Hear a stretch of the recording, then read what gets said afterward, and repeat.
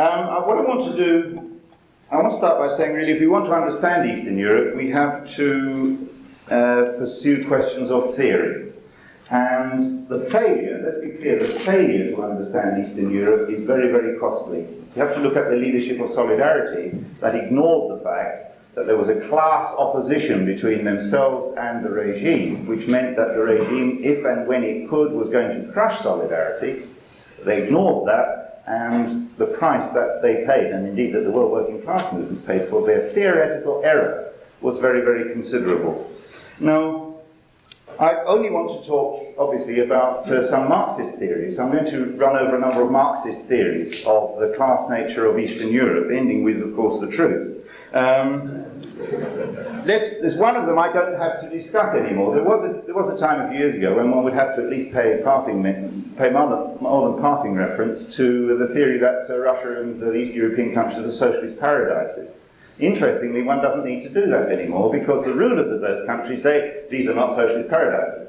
In fact, it's quite funny, those who are nowadays in the West supporters of Gorbachev have to begin with the proposition that the reason they think Gorbachev is wonderful is because Russia is a completely stagnant society where it is riven with corruption and so on, and that is why they support Gorbachev and socialism in Russia. And so it's really quite entertaining to meet them these days. So I'm not going to bother with them, since they've already been declared to be bankrupt by their own leaders.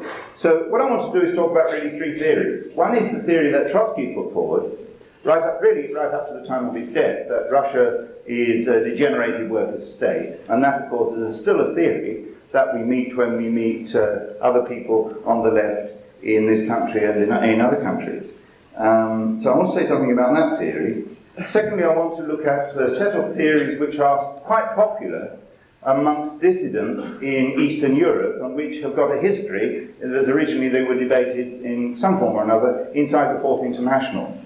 And finally, I want to come to our theory of bureaucratic state capitalism. So I'm going to begin with Trotsky, whose ideas are still influential amongst people who are revolutionary socialists.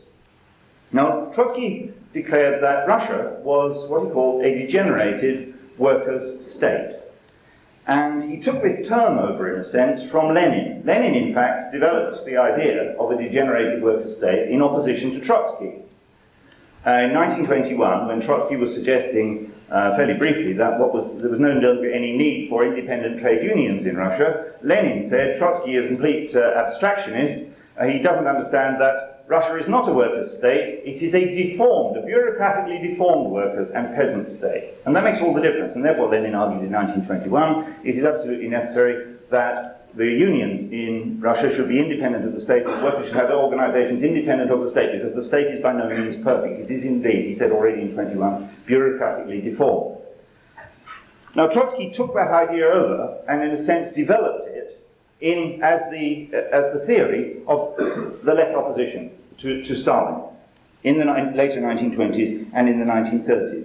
Now, the basis of that theory is an argument that the bureaucracy in Russia, I mean, let's be clear, Trotsky has some marvellous, absolutely magnificent things to say in condemnation. He's very, very good as a condemner of the Russian bureaucracy. And everybody should still read his book, The Revolution Betrayed. Not because it's theoretically correct, but because it has wonderful insights and arguments and so on. But the heart of his argument is that the ruling bureaucracy in Russia is not a class. In the Marxist sense, it is not a class. And the reason that he said it isn't a class, fundamentally, is that he argued that it doesn't enforce its own independent will on the productive process. It is, therefore, he said, we have to think of some other language to describe it, and he suggested we could, for example, call it a parasitic caste. He also, a tumour, he calls it, on the body of socialism. A great tumour growing out, if you like, of the neck of the body of socialism. A parasitic body, fundamentally, but not something which is central to the definition of the mode of production, as it were, inside the USSR. The key thing, he said, which differentiates it from a capitalist class, is that it doesn't have stocks and shares. There's no inheritance of property. With it from, Stalin does not pass on to his children his ownership of shares and property and so on. Nor does Khrushchev, nor will Gorbachev, and so on and so on. There's no inheritance of property. The State property, the form of state property, which was created, said Trotsky, through the 1917 revolution, is in fact still preserved inside the USSR, and this is what makes it still a worker state. And so his analysis is one in which the bureaucracy, as he puts it, balances between the working class on the one side and capitalism on the other.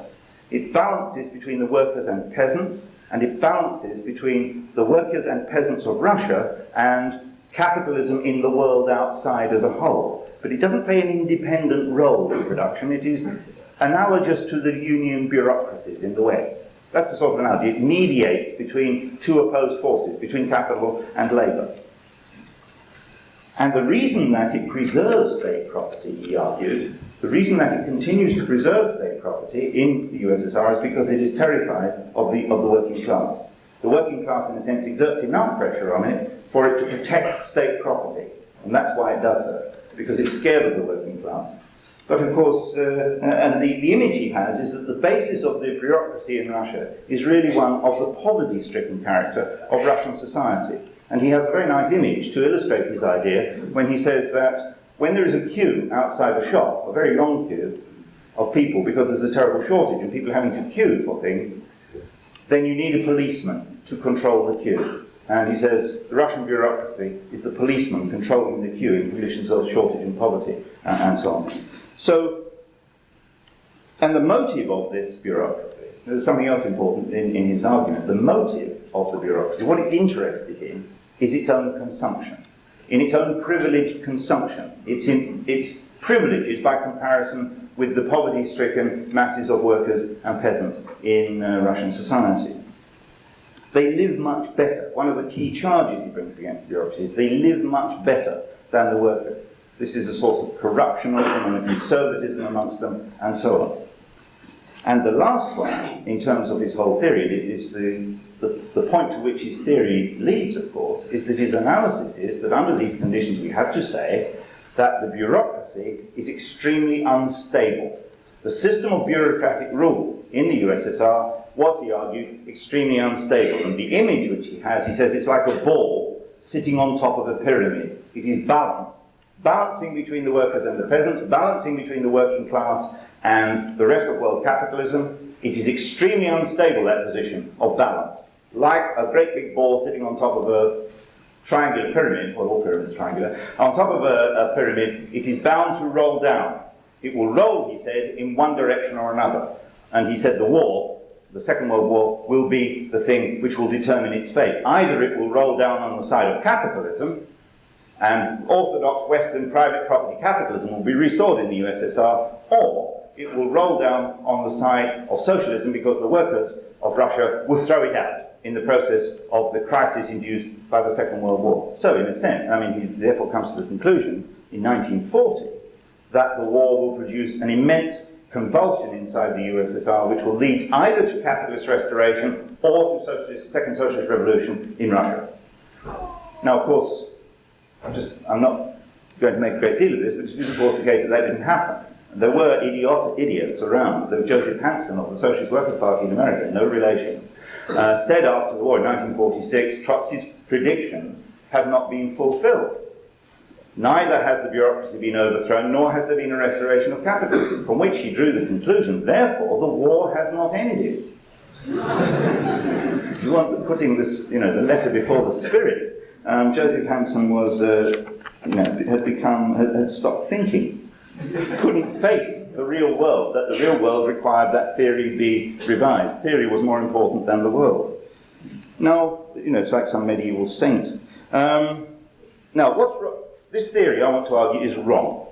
Trotsky was wrong in this whole theory.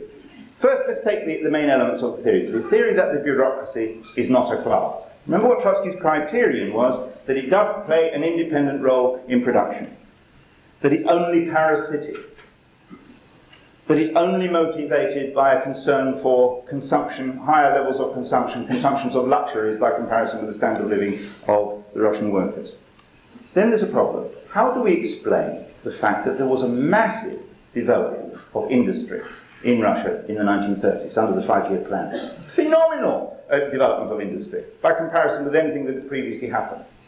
That not simply a development of industry, but the pattern of development of industry. It wasn't that Russian industry was turned over to the production of luxuries, of fur coats and bottles of champagne and Rolls Royces and so on for the bureaucracy. It was turned over to the development of the means of production. Massive emphasis, overemphasis on the development of the means of production. Steel mills, electric power dams, great hydroelectric projects, the digging of the great canals by slave labour, and so on and so on. None of this can be explained at all in terms of the motives which Trotsky attributes to the bureaucracy. And there's no question, that crash industrialization which the bureaucracy imposed on the Russian people in the 1930s did not spring out of the needs and desires of the Russian people. It was imposed on them, clamped on them by high Stalinism. From the initiation of the first 5-year plan onwards. It required the wholesale slaughter of millions of peasants. It required an immense process of revolution from above, as it's sometimes been called. The forcible dragging of Russia into the modern industrial age at the expense of the standard of living of workers and so on and so on. We can't deny that the bureaucracy plays a fundamental role in the productive system of modern Russia, and in Trotsky's time as well. The reality is that it isn't simply that the bureaucracy creams off a small part of surplus production and puts it in its own pocket, as it were. The real problem is that it creams off the whole of the surplus and reinvests it in the direction that it thinks is appropriate. Just in the same way that the problem with the capitalist class in the West is not simply that it lives better than workers, it is that it controls the whole surplus product of society, determines its patterns of reinvestment in line with its desire for profit, and so on and so on. But it is an accumulating class. And fundamentally, one would have to say the same about the Russian bureaucracy. You see, it seems to me also that he muddles, when he talks about the question of private property, of stocks and shares and so on, he muddles it. Because he has too narrow a conception of what private property is. You see, private property is not necessarily the only basis. Personal private property is not necessarily the only social basis, the only illegal basis for the organisation of exploitation of labour. If you want a simple example, go back to the Middle Ages. In 1086, when the Doomsday Book was researched, as it were, you find that 26% of the agricultural land in England was not owned by lords, by individual lords. It was owned by a lord. It was called the Roman Catholic Church. The Roman Catholic Church did not own the land as personal private property. The bishop could not pass on his land to his son. If you remember, he wasn't supposed to have a son. I mean, many of them did, but that's neither here nor there. That's a secondary contradiction. But the fact is that the church was a collective exploiter of peasants. And if you look also at the history of peasant revolts in the Middle Ages, they revolted just as often against their clerical lords as they did against their secular lords, because those clerical bastards were just as keen exploiters of peasants as any earl or count or whatever. In ancient societies, there are many examples of state exploitation of labour in different countries. Who do you think built? Who opened the pyramids? The answer was the state in Pharaoh's Egypt, and so on and so on. Engels, in fact, remarked in the 19th century, in Anti-Düring, that if nationalised property is the criterion of socialism, then Napoleon, the emperor, Napoleon was the first socialist because he nationalised the French tobacco industry. And those of you who smoke, sorry for you and me, and who smoke Gitan or Gauloise, you should know that you are actually smoking socialist cigarettes if you believe any of that sort of rubbish, and killing yourself with socialist poison. Nationalised industry in Britain, state-owned, is capitalist, is an exploitative. Anyway, let's not come to the question of capitalism. It is clearly exploitative. Ask any miner whether in fact the bosses of the National Coal Board are exploiting bastards. I think you'll get a fairly clear response, unless they happen to belong to the UDM, in which case they don't understand what you're asking. See, the question is not simply who owns industry, the question we have to start with as Marxists is not who owns industry. And if you read Marx's Capital, very interesting, you will not find in all the 3 volumes of Capital any significant discussion of the question of ownership. He doesn't produce ownership, showing that there's an unequal pattern of ownership in Britain or anywhere else. He's not interested in that question. What matters for Marx, let's be clear, is the question, what are the relations of production What is the process of exploitation? What are the pattern of relationships between the members of the exploiting class? And so on. Those are the key questions for him. Who controls the surplus? Is there exploitation?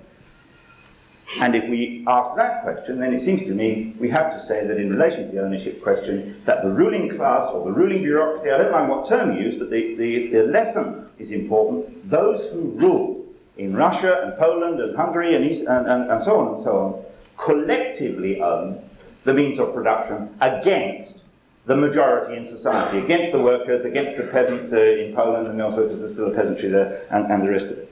And they exploit them. Is this an unstable formation, as Trotsky argued? No. The truth is that by any sensible test, we have to say it's survived. It's survived massive blows. I mean, the invasion by Hitler in 1941 and the war that followed, if you want a bigger potential test of the ability of a ruling class to organize its society and survive such a crushing defeat as they initially experienced, and then to survive and to win, you have to say they survived the test. It did not prove to be an unstable formation, and the war did not end in the way that Trotsky hoped, expected that it would. There was a flaw in his analysis. Now, I want to say then that when Trotsky was alive, Trotsky was murdered, of course, in 1940. As long as Trotsky was alive, already the theory had problems. But perhaps it was not yet ultimately put to its test. But after the Second World War, after 1945, it was put to an absolutely crushing test. And it was the test that split the Fourth International, the followers of Trotsky. You see, it was at least possible to say, and there are still Trotskyists who say this, Russia is a degenerated workers' state because there was, in 1917, a workers' revolution and it degenerated. And there is a logic to that. So we call it a degenerated workers' state because there was a revolution which degenerated. And there's no argument. There was a revolution and it degenerated. We'll all agree about that. There had been a workers' state and it degenerated. It had been created by a workers' revolution. But in Eastern Europe after the war, you have similar structures created without workers' revolution. Let's be quite clear about this. There isn't time to go over the history, but you cannot explain the formation of the Polish state, the Hungarian state, the Czech state, the Bulgarian state, the Romanian state by workers' revolution. Any revolutionary movements amongst workers in that period after the war were crushed by those who founded those states. They were not founded out of the process of revolution, they were founded out of the process of controlling and containing the population. Those regimes were formed on the bayonets of the Red Army, if you like. Now there's a problem. You see, if you say, well, there's a problem that was then faced by the followers of Trotsky in the latter part of the 1940s. If you say that if you say that Poland, if you say that Hungary, if you say that Czechoslovakia are workers' states, then you have to say that workers' revolution is not needed to create a workers' state. And you can forget revolutionary Marxism. That's one position you can take. You can create a workers' state without a workers' revolution. Now they could try to get out of it by talking about what was not thalidomide revolutions, deformed worker states, that was it. Things that were deformed before they were born, as if, like thalidomide children or something like this. But really, the problem was central. Can a workers' state be created without an independent workers' movement that smashes the existing state and creates its own state? That's absolutely central. Classical Marxism asserted you have to have a workers' revolution to create a workers' state, to begin the process of the creation of socialism. If not, then you abandon the heart of classical Marxism. And where do you go? You start drifting towards Stalinism. And those who took that road drifted towards Stalinism. I don't mean they went all the way, but they moved in that direction. The heirs of that position are to this day soft on the question generally of Gorbachev, for example. They will say that Gorbachev shows that Russia is superior, etc., which means being soft on Gorbachev, who is, after all, nothing more than the Margaret Thatcher of Russia, with more problems than Margaret Thatcher's got, unfortunately for us. Now, on the other hand, you see, supposing you take the other position, you hold to the classical Marxist position, you hold to the proposition, the emancipation of the working class must be the act of the working class itself, and you say, workers' revolution is necessary to create workers' states. And then you look at Eastern Europe, and you have to say, right, they're not workers' states. Clearly they can't be, because there have been no workers' revolutions. Then what about Russia? Because Russia is just like them, has the same form of exploitation, the same form of organization of regime, etc., etc., etc. You have to draw the logical conclusion that you'll have to take the argument from Eastern Europe back into Russia, and you'll have to say, it ain't a workers' state. It can't be a workers' state. And that was the split inside the Fourth International in the late 1940s. And it's quite interesting, and we don't know what Trotsky would have thought. We know what his wife thought, his widow thought, Natalia Trotsky. She broke with the Fourth International over the question and said, you have to abandon the previous analysis because what's happening in Eastern Europe shows that these are not worker states, and we have to draw the obvious conclusion. We are working with a bankrupt theory. And if Trotsky was alive, she said, he would have changed his mind. I don't know that her view is I don't know that my wife's view of my ideas is any better than her view of Trotsky's ideas would have been. So we can't take it as strong evidence, but I like it as a bit of support. Now, so the conclusion that we have to come to, I think, is that, we have to be honest, it's not very strong support, but it's good. Now, the conclusion I think we have to come to from that is a conclusion, which is that Russia and the societies of Eastern Europe are class societies. That's to say they are societies divided between a ruling class and a working class. Sorry, we can't say yet working class, a ruling class and an exploited class. And Trotsky was wrong about that. The question then we have to ask is the second question, which is, what sort of class societies are they? Because we haven't answered that question yet, because there are many sorts of class societies. And I now want to quickly, rather more quickly, turn to a second group of theories, which we might call the new class theories. And these really come from two sources. Firstly, in the late 1930s, a group of writers, like Max Shachtman, James Burnham and others, broke with Trotsky inside the Fourth International initially over this very question. And they said, we don't agree with you about the characterization of Russia as a degenerated worker state. We insist that it is what they call a bureaucratic collectivist system, a new mode of production which they wanted to call bureaucratic collectivism. And more recently, similar kinds of ideas, using different kinds of language often, but with the same fundamental ideas, have appeared amongst whole numbers of East European dissident thinkers, people of importance in Eastern Europe, many of whom have suffered very considerably for their views. They've been jailed for them and hounded out of their jobs, and so on and so on. And those ideas themselves, coming both from the Shachtman origin, if you like, and also from the East European impulse, have also affected numbers of West European, Western theories. Now, I want to start with where they're correct. They start with the proposition that Russia and Eastern Europe are indeed class societies. And with the proposition that what there is there, here we agree completely, there is collective ownership by an exploiting bureaucratic state apparatus. But, they go on to say, these are not capitalist. This is a new form, a new social form, a new formation, a new mode of production, and so on. A new form of class society, a new mode of production, and for which they have different names. And I haven't probably got all the names, but bureaucratic collectivism, sometimes used. Statist society was used by some of the Yugoslav theorists who were thrown out of their academic posts in the 1960s and early 1970s. Actually existing socialism is a really sort of mealy-mouthed formula, which is developed by Rudolf Barrow, for example, in his book. State socialism is another term used. Post-capitalism is a term I've heard used, and so on, including by an excellent comrade who's here today. Some of them connect with,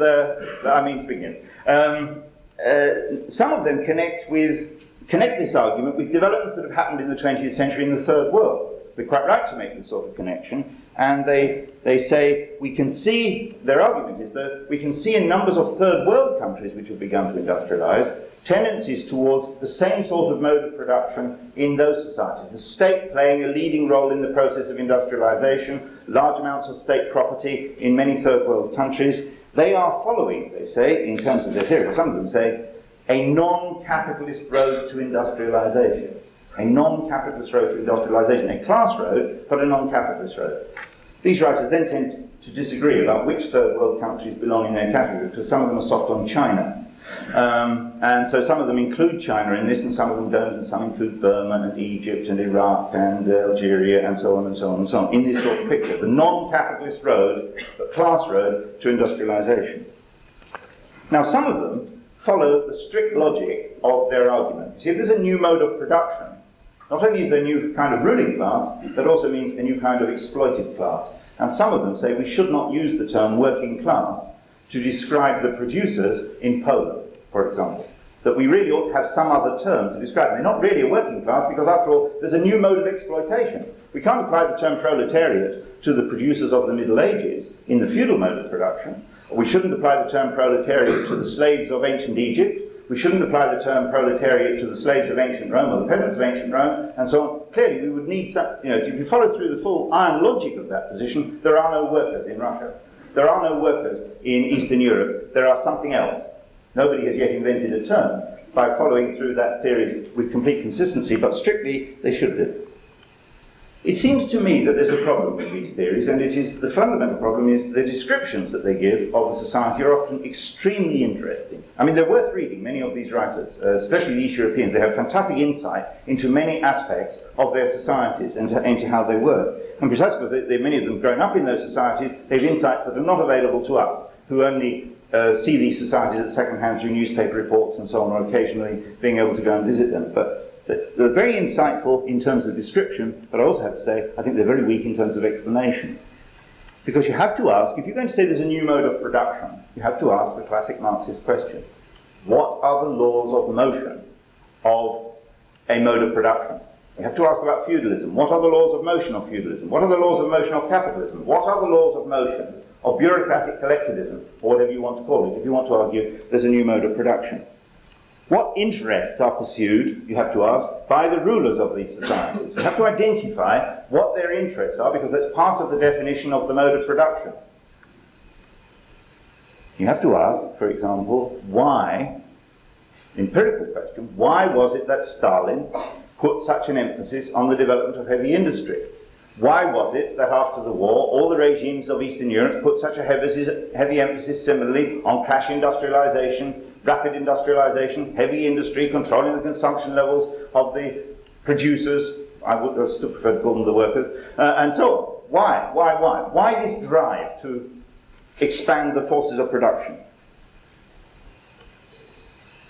Why has there been the process of industrial growth, rapid industrial growth, followed by increasing tendencies towards stagnation of the kind that we see today in Russia and in Eastern Europe? Those questions have to be answered, and generally speaking, you have to say, if you read this literature, they don't answer the question. They don't provide, either they don't answer it satisfactorily, they revert to something like Trotsky's explanations, or they just have no explanation at all. They simply evade the question. And so it isn't possible very easily to point to their answers and criticize them, because generally there are no answers. The theory assumes that there are two separate systems in the world. On the one hand is capitalism in the West. On the other side, there is a second mode of production running in parallel with capitalism in a single world.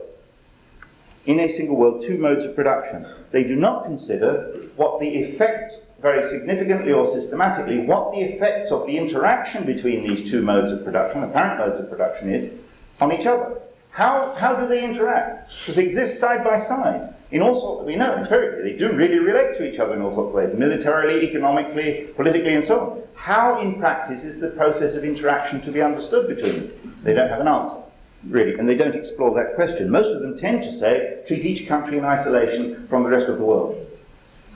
Their argument is, though, there's simply these two parallel modes of production, but they don't examine it concretely. And you have to ask concretely about how systems evolve. Some of them look forward. Some of them end, with a socialist argument. Some of them don't. Some of them do look forward to a future in which there will be a single world society.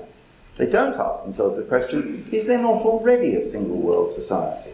A single world society, all of whose parts interact with each other, and which all of whose part, the working of the whole shapes the working of all the different parts. Isn't Trotsky's picture of the world being dominated by a single process of uneven and combined development not actually the place to start in understanding the world? Now, I don't think they can explain anything. The problem is they describe well, but they don't explain anything. They don't explain why, if these countries are not capitalist, why it is that the rulers of these countries don't raise the consumption levels of the masses. After all, they would like to be popular. Every ruler would like to be popular. But they're not capitalists, so they're not conditioned by the problems that capitalists can't raise the consumption levels of the masses just like that. But why shouldn't these lot? Why doesn't Gorbachev just improve the food supply? Why doesn't he cut down the heavy industry investment and the rest of it and increase the resources devoted to consumption? Why didn't Stalin? Why didn't Khrushchev? Why did they keep running into problems when they tried to move even in that direction? No answers to those questions. And in turn, they haven't got an account of the dynamics of the mode of production, and therefore they can't, and they're not able to give any sorts of answers to those questions.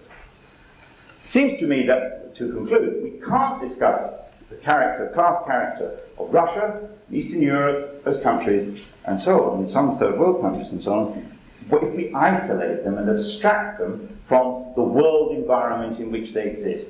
We have to consider the countries of today, not simply in terms of their internal relationships, but also their external relationships. Just as you can't explain why Ford behaves as it does towards its workers, just in terms of the internal characteristics of Ford. You have to look at Ford's relationship with Toyota, with General Motors, and so on, with the other car companies. Similarly, you can't understand any particular state today without considering its interrelationship with the rest of the world.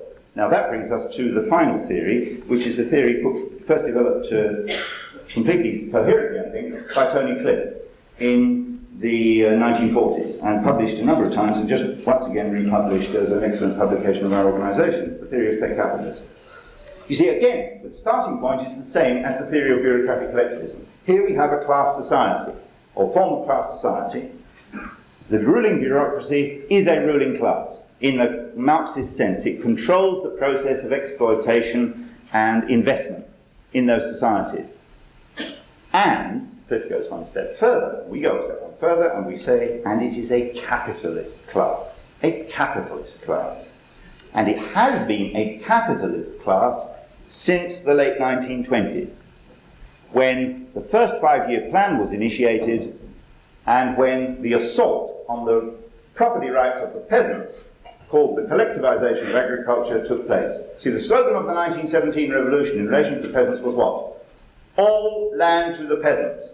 What was Stalin's slogan from late 1929? All land from the peasants. That was essentially, it was called the Collectivization of Agriculture. It meant destroying the gains that the peasants had made in the 1917 revolution, taking them away, forcing them into collective farms, taking away their property rights in land, destroying peasant farming in the interests of growth, and destroying peasant opposition to the bureaucracy. It was the final destruction. That period, the end of the 1920s, sees the final destruction of all the gains of the October Revolution. The smashing of every last vestige of independent working class organisation, the conversion of the Soviets into rubber stamps finally, the final and complete subordination of the trade unions to the bureaucracy, the final and complete subordination of the peasantry and its production to the bureaucracy, the stepping up of the rate of exploitation in Russian industry, the squeezing of working class standards of living so that in many cities workers' real living standards dropped by 50% in the period of the first 5-year plan, absolute emphasis on industrialization, on investment, and a slashing of the living standards of workers. If you want a description of it, there's a wonderful essay by a man called Moshe Lewin called Stalin, the State and Society in the Era of the First 5-Year Plan. A wonderful descriptive evocation of the terrifying world of Stalinism in the early 1930s. It's in the journal Social History and also republished in a book by Moshe Lewin. Now, why call it capitalist? Why call it capitalist? Probably there will not be argument amongst historians about what happened, but why interpret this as the onset of capitalism? You see, there are two criteria which we have to apply to define capitalism in a sense. The first one, and both of these are from Marx, the first one is the producers must be dispossessed of the means of production. They must, in the case of England, the long process of the enclosure, the dispossession of the peasantry and others and the artisans from access to the means of production, the producers must be dispossessed of the means of production. And that, of course, was achieved by two processes. One, the slow process and the awful process which begins almost after the revolution, immediately after the revolution, the slow process of the degeneration of the Russian Revolution in its conditions of isolation and backwardness. And the second, the forcible collectivization of agriculture. That's the first thing, the situation of the exploited class. The second question you have to look at is the relationships between the exploiting class and the different sections of the exploiting class. You see, the key thing for Marx was that competition between capitals enforces the laws of capitalist development on all capitals. The fact that they compete with each other makes them act like bastards. It is not simply that Henry Ford is a bastard. Henry Ford is a bastard. That's all right, we're all happy with that. But the question is why? Is it because he was born a bastard, or did he become a bastard? And you can get all the nature-nurture arguments. The real question is, why is he a bastard? Because he has to deal with Toyota and General Motors and so on. And they are bastards because he exists. And that's really the fundamental thing, and you have to understand, and it's absolutely crucial we understand that, because otherwise we fall into all sorts of illusions about socialism in one workshop, socialism in one country, socialism in one factory, socialism in one Marxism 88, or whatever. Capitalism is a system that enforces its laws on its different parts through competition, and it enforces on the different parts of the world capitalist class the demand that Marx identified. Accumulate, accumulate. That, said Marx, is for the capitalist Moses and all the prophets. They must accumulate in order to survive. What makes Russia and the countries of Eastern Europe capitalist is not the internal relationships inside them. Just as you can't say that Ford is capitalist simply by seeing that there are foremen and managers and conflicts over wages and so on, you have to look at Ford in its relationships with the rest of capitalism to understand fully how it's capitalist. Similarly, with Russia and Eastern Europe, you have to see the process of competition between the ruling class in Russia and the rest of capitalism to understand how it's capitalist. It isn't the internal market, it's the relation with the rest of world capitalism. And I think you have to say, really, there are three kinds of competition which occur between the rulers of Russia and the rest of world capitalism, or the rulers of those other countries. There are three sorts. One is classical, the classical sort of competition, economic competition, trade competition, and so on. In the period of Stalin, in the period of the 1930s, when generally world trade was shrinking faster even than production in the crisis, it's not a very important factor. Trade competition is not a very important factor. It's grown, however, in importance in the last couple of decades. For the rulers of Hungary and Poland and so on today, the question of international trade is an extremely important question. And international trade and competitive trade becomes more and more important. It's important for Gorbachev today. That's one form of competition. The second form of competition, which has been historically extremely important, both in the development of capitalism and in the West and also in the development of state capitalism, is military competition. Because military competition feeds back into the productive process in the conditions of modern imperialism. If you are going, as the Russian rulers seek to do, to match missile for missile, aircraft for aircraft, submarine for submarine, computer system for computer system, with the USA, which has got twice the size, whose economy is twice as rich, it is a terrible strain, and it feeds back into your priorities in your planning processes. Well, planning is a polite term for it. The administrative processes of the economy, the decision-making processes of the economy, and so on and so on. It means that external forces impose limits on the consumption of the masses, limits on where resources can be invested, and so on and so on and so on. The third kind of competition is what we might call whole economy competition. The whole national economy, if you are to remain a world power, you've got to have a generally an expanding economy capable of competing militarily, economically, politically, in every way with your rivals in the world. And it's expressed by, the logic of the whole thing was expressed by Joseph Stalin, the old sod, in 1930, when he explained why the first 5-year plan was necessary. He said, I quote, "We must catch up with and overtake the West, or they will destroy us." Now, who else says this? Go to speak to the boss of Rover. What does he say? We must catch up with and overtake Toyota, or they will destroy us. So I'm cutting your wages. Or I'm going to speed up the line. It's exactly the same logic. The logic is a completely capitalistic logic from the beginning. Now, is this capitalist property? Because the objection comes immediately. How can you talk about this as being capitalist property? You see, I think there's a misunderstanding of Marx. As I said, Marx had nothing to do with very uninteresting questions of ownership. Marx, if anything, reverses the normal question about ownership. If you meet social democrats and Fabians, they're fascinated by questions of who owns what. And they write long books proving that Britain is an unequal society in terms of ownership and so on. But if you're a Marxist, you turn the question around the other way. You don't ask who owns what, you ask what owns who. Which may seem a strange question, a strange way of putting it. When Marx came to try to understand the dynamics of capitalism, he explains the thing, he tries to look for an image of how the system works, and he says, capital is like something out of the literature of 19th century romantic horror. It is an incubus that gets into people's souls.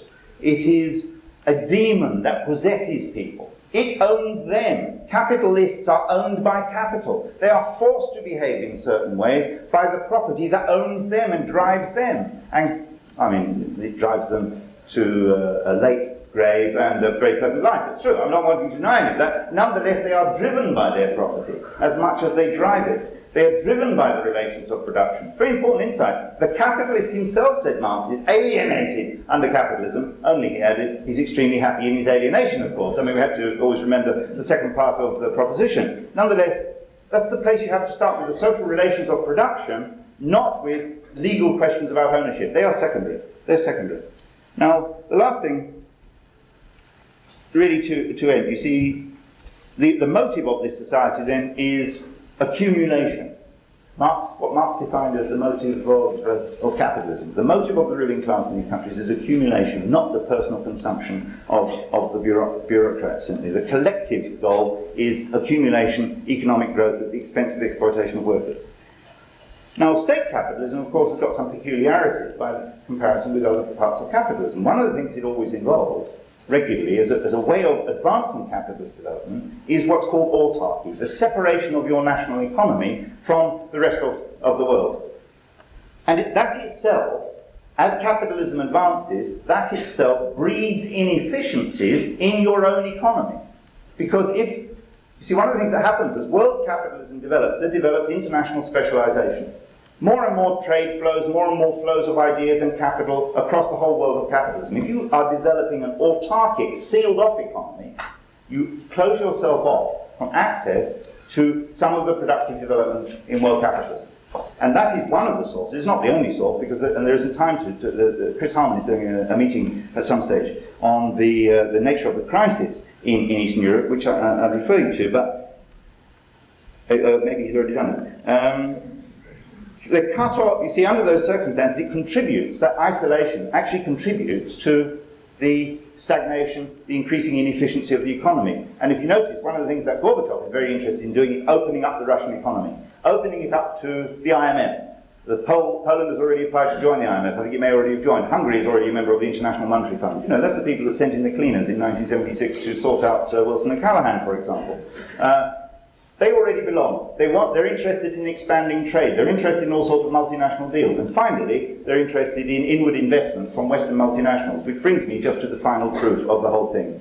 Because outside Warsaw in Poland, there is a large tractor factory called Ursus. It's one of the storm centres of solidarity. And that factory is half owned by the Polish state and half owned by Massey Ferguson of Canada. Now, if you think that there are two modes of production in the world, you have a real problem with that factory. If you think that it's half a degenerated workers' state and half capitalism, you've got difficulty. If you think that it's half a different mode of production, I don't know, post-capitalism and capitalism or something, then you've got a problem, because you have to assume that the man who sounds the hooter for the lunchtime break is the most powerful man in the world. He changes the relations of production. Because in the morning, you know, you suffer under capitalism, working for Massey Ferguson of Canada, bastard. You know, and you have to sweat and produce surplus value. And then he sounds the hooter in the afternoon, you sing and you dance and you live in the social paradise with a few bureaucrats who spoil it a bit or some other aspect. Of course, it's absolute nonsense. It's only possible for that to exist precisely because we are talking about a single mode of production, a capitalist mode of production, and something else that's crucial, because we're talking about a single world class. On our side, there is a single world proletariat which has to overthrow all those bastards, the state capitalists, the private capitalists, the whole lot.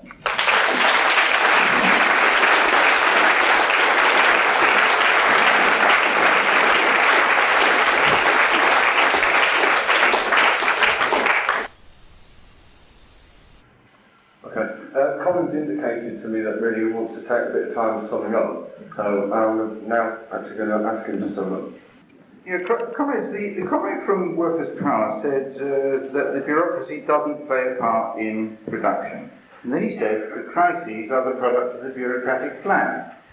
Now, I think there's a contradiction there. Either there is a bureaucratic plan, which is actually very important in the process of production, or there isn't. I mean, you can't have it both ways. Either they do or they do not play a role. I think we have to say they do, and if they do, they form a club. And that's that one.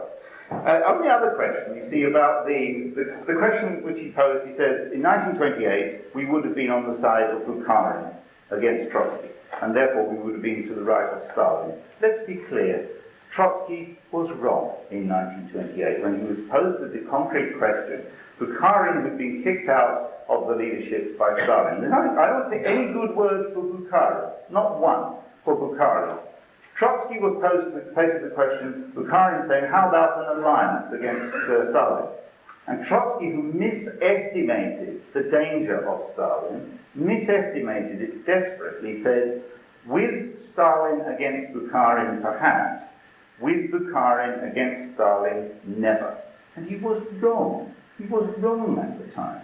It was a mistake. I don't know that I don't think it was a world historic mistake, that necessarily it would have made that much difference in any case. By then, Stalin, I think, was on top, and he would have dealt with them all, as he did. But the fact is, I think it was a misreading of the situation. It flowed from a misestimation of what Stalin represented. Stalin was not simply a continuation of the process of the degeneration of the revolution that had already been referred to by Lenin in 1921, that was the outcome of the Civil War. There was a qualitative break that Stalin represented. It was something new and something different, and a change, actually, in the whole process of development of Russia that followed. And I think Trotsky misestimated it. Now, somebody asked me a question about whether the labour theory of value applied in the USSR. And I think you have to answer it in terms of course it does, but the question then is how. Because it seems to me that you certainly can't say that, just as you cannot any longer with Western commodities say, what is the value in terms of labour time of each individual separate commodity that appears upon the market.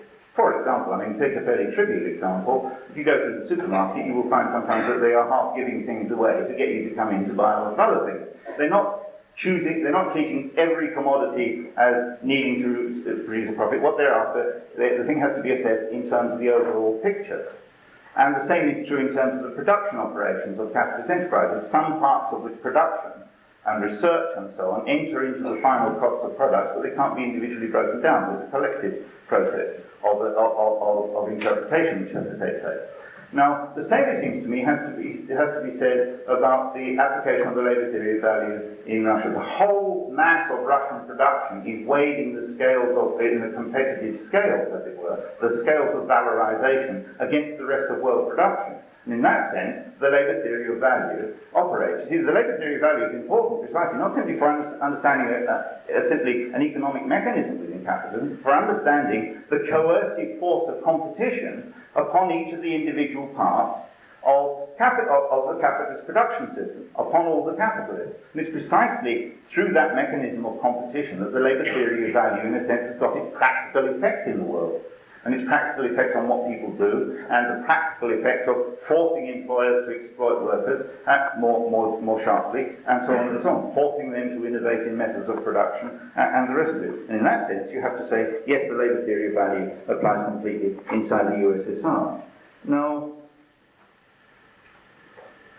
the commentary says there has been no development of the theory about the contradictions and the laws of motion of state capitalism is, I'm afraid, rather ignorant. We've published a whole series of different things over the last 10 to 15 years, precisely exploring this. I refer him, for example, to my own article on the development of the Polish economy, which itself borrowed very extensively from Chris Harman's excellent two-part article on the development of the Polish economy. There's Chris's article, final chapter of his book on Eastern Europe. There have been a whole number of pieces which we have published and other things which have come up in discussions at different times. I'm not going to claim that we have a completely finished and worked out theory of the question. I'm not going to claim that. We still have more, there still requires more work. But what we do know, and what needs to be emphasized, is that there is clearly a tendency towards a falling rate of profit within the Russian economy. That's to say that the return they get on each ruble invested has tended to fall. In that sense, there is something analogous to a falling rate of profit, if you don't like the term falling rate of profit.